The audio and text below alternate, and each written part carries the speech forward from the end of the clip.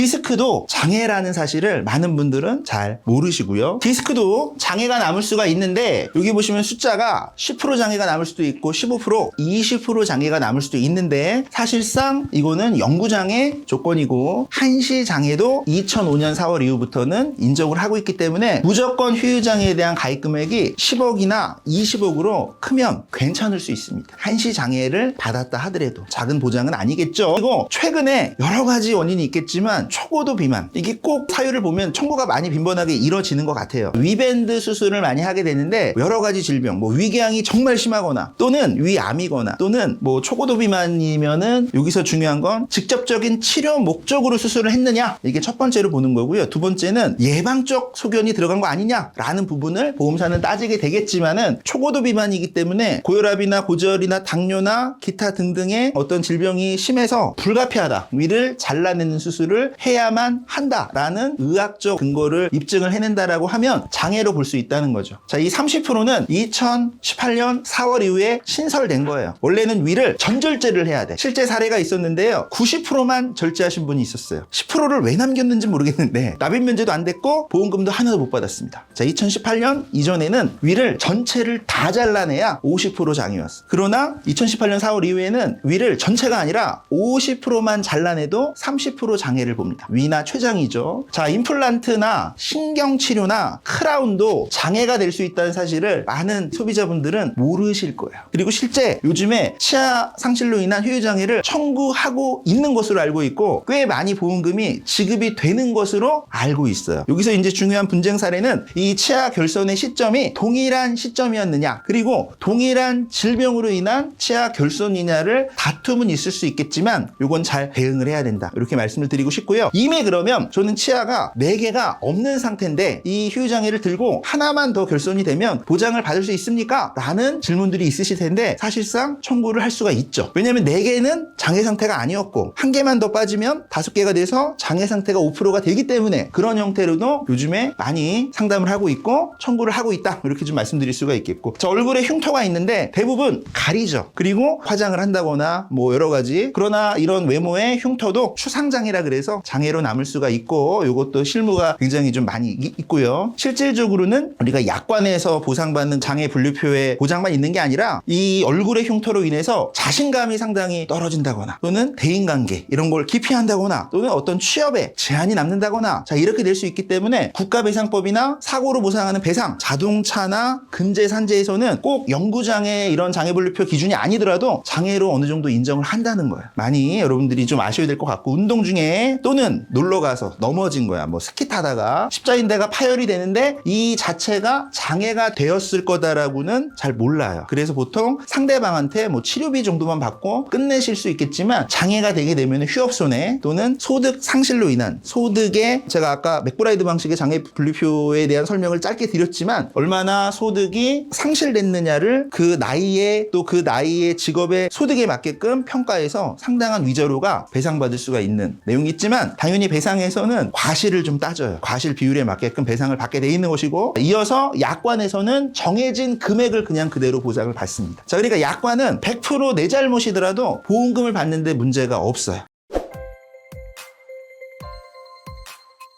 그리고 청구조차 안 하는 후유장애 사용설명서 2탄, 이런 것도 후유장애인지 팔해장애, 자, 이런 것도 이제 대부분 골절 같은 게 있을 수 있는데 여기서 되게 중요한 거는 어깨나 손목이나 이런 게 사고 이후에 핀을 받고 충분한 치료를 했는데도 불구하고 원래 이제 정상 운동 범위보다 운동 기능에 제한이 남았느냐, 이런 걸 가지고 이제 장애로 볼 수 있는 부분인데요. 다리도 마찬가지고요. 손가락, 발가락 아까 짧게 설명드렸습니다. 3%부터는 엄지를 제외한 네 발가락, 이 5%는 보통 보상 실무에서 일부 뼈 조각이 떨어져 나갔다. 2018년 4월 이전에는 절단장애로 봤다는 거야. 미세하게 뼈 조각이 조금 떨어져 나간 거죠. 네, 전혀 문제가 없죠. 절단장애에 어떤 쟁점이 있어요, 보상 실무에서. 그리고 흉복부 장기는 굉장히 종류가 많아서 기능적 문제가 영구적으로 제한이 됐거나 절제를 하거나 이런 부분도 있는데 약관을 좀 세밀하게 좀 봐야 되는데 굉장히 양이 많아요, 이 흉복부 장기는. 그리고 실제 요즘에 대법원 판례를 비춰보면 뭐 대표적으로 이렇죠. 유방암으로 인해서 양쪽 난소를 제거했는데 장애로 인정한 대법원 판례, 또는 자궁 자궁의 선행 질환으로 난소 양쪽을 제거를 했는데 자궁에 이상이 있었겠죠? 후유장애 50%를 인정한 판례. 그리고 동일한 시점이 아니었지만 그거를 장애로 인정한 이런 판례들이 다수 있어요. 그 얘기는 거꾸로 얘기하면 과거에는 예방적 목적이라 그래서 보장을 안 해줬고 또는 그 해당 어떤 부위에 질병이 없었다라는 이유로 보장을 안 해줬고 이런 동일 시점이 아니라는 이유로 뭐 퇴행성 무릎관절염 수술 시점이 달라서 양쪽 무릎에 인공관절 치환술 이런 거를 장애로 인정을 안 해줬던 부분들이 다수 있었다라는 얘기죠. 지금은 또 이긴 승소 판례들이 있어서